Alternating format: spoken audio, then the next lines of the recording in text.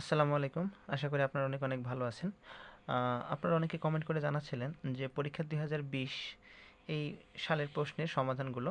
তো আজকে আপনাদের পরোক্ষ মূলক প্রমাণ পরীক্ষা ২০২০ এই প্রশ্নটির সমাধান করে দেব। তো আপনারা যারা লজিকের নিয়ম জানেন তাদের কাছে এই প্রশ্নটির সমাধান অত্যন্ত সহজ, আর যারা নিয়ম জানেন না তাদের কাছে কঠিন লাগবে। মূলত লজিকটি সমাধান করতে আপনাদের লাগবে হলো অনুমান বিধি এবং প্রতিস্থাপন বিধির সূত্র। তো যাই হোক, কথা না বাড়ে আমরা এই লজিকের মূল সমাধানে চলে যাই। তো পরোক্ষমূলক প্রমাণের নিয়মে প্রথম যে কথাটি হলো সেটি হলো এই যে সিদ্ধান্ত থাকবে সেই সিদ্ধান্তটাকে এখানে নেগেশন দ্বারা লিখতে হবে এবং ডান পাশে লিখতে হবে হলো আইপি। এই আইপির পূর্ণরূপ হলো ইনডাইরেক্ট প্রুফ, অর্থাৎ পরোক্ষ প্রমাণ।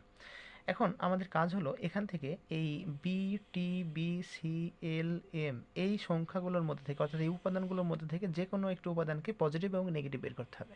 তো চলুন আমরা ক্যালকুলেশনে চলে যাই। তো এরপরে ক্যালকুলেশন করলে আমরা দেখাচ্ছি এখানে আছে নেগেশন এল। এই নেগেশন এল দিয়ে অথবা আমরা এইটা দিয়ে এখানে একটি ক্যালকুলেশন করতে পারি। তো যেহেতু এখানে নেগেশন টি আছে, এটা ডিএস করা যাবে, অর্থাৎ আমরা এটাকে ডিএস করার আগে কম করে নিতে পারি। অর্থাৎ টি ভেল বি আমরা কি করলাম, ১ নম্বর বাক্যকে কম করে নিলাম, অর্থাৎ ১-এর কম। আপনারা যারা প্রতিস্থাপন বিধির সূত্র জানেন তারা জানবেন যে কমের সূত্রটি হলো সংখ্যা দুটাকে আগে পরে করে নেওয়া যায়, মাঝখানে ভেল থাকলে আগে পরে করে নেওয়া যায়। এগুলো যারা সূত্র পারবেন তারাই ভালো বুঝতে পারবেন। এরপরে এবার হচ্ছে যে এটা ডিএস হবে, অর্থাৎ এখানে নামবে হলো বি, অর্থাৎ ৫ এবং ৪ মিলে হলো ডিএস। এই যে পি ভেল কিউ, এই যে নেগেশন পি, অতএব কিউ। এরপর এই বি দিয়ে এটা অ্যাডিশন করে নেওয়া যাবে, নিয়ে সি নেওয়া যাবে, অর্থাৎ বি ভেল সি। তাহলে কি হলো, ৬ নাম্বারটা অ্যাডিশন করা হলো। এটা অ্যাডিশন করার কারণে এখানে এবার পি ইমপ্লাস কিউ, এটা অর্থাৎ এখানে এবার এমপি সূত্র তৈরি হয়ে গেছে, পি ইমপ্লাস কিউ। তাহলে এখানে যে পুরোটা মিলে এটা পি, এই যে পি পেয়ে গেলাম, এবার কিউ নেমে আসবে, অর্থাৎ এল ডট এম। তাহলে এখানে ২ এবং ৭-এর এমপি বিধিমালা প্রয়োগ হলো।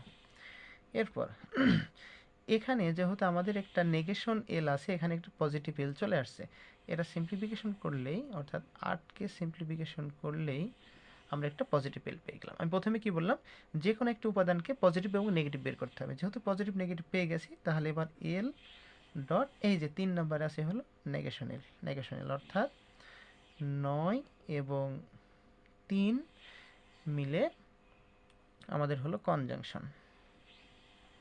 তাহলে এটাই হচ্ছে প্রমাণিত। এই যে প্রমাণিত। এখন এখানে নিচে ব্যাখ্যা লিখে দিতে হবে যে আপনারা কোন লাইনটি কিভাবে ক্যালকুলেশন করলেন। হ্যাঁ, তো যাই হোক, এটা হচ্ছে আমাদের পরোক্ষমূলক প্রমাণ। পরীক্ষা ২০২০ সালে প্রশ্নটি চলে আসছিল। যারা পরীক্ষা ২০২২ তাদের জন্য খুবই গুরুত্বপূর্ণ। আর আপনারা যদি লজিকের ক্যালকুলেশনগুলো না পারেন, আমি এর আগের ভিডিওতেও বলেছি, আজকেও বললাম যে আমার একটি শর্ট কোর্স চলতেছে। আপনারা এই শর্ট কোর্সের এই ভিডিওগুলো দেখতে পারেন, বা শর্ট কোর্সে আপনারা যদি কোর্সে জয়েন করেন তাহলে আপনাদের খুব অল্প সময়ের মধ্যে কীভাবে পাস করা যায় সেই কৌশলগুলো শেখানো হবে এবং গুরুত্বপূর্ণ শর্ট সাজেশন দেওয়া হবে। যদিও আমি সাজেশন ভিডিওতে দিয়ে দিয়েছি, তাছাড়াও আপনাদের আরও গুরুত্বপূর্ণ শর্টভাবে সাজেশন দেওয়া হবে। আপনারা এই ক্লাসগুলো যদি ক্যালকুলেশন করতে না পারেন তারাই যোগাযোগ করবেন। আর যদি আমার ভিডিও দেখে যে আপনাদের হয়ে যায় তাহলে তো পাস করে গেলে তো আলহামদুলিল্লাহ ভালো হয়ে গেল। আর না হলে আমি এই ভিডিওর পিন কমেন্টে এবং ডিসক্রিপশনে আমার ফেসবুক আইডি দিয়ে দিব।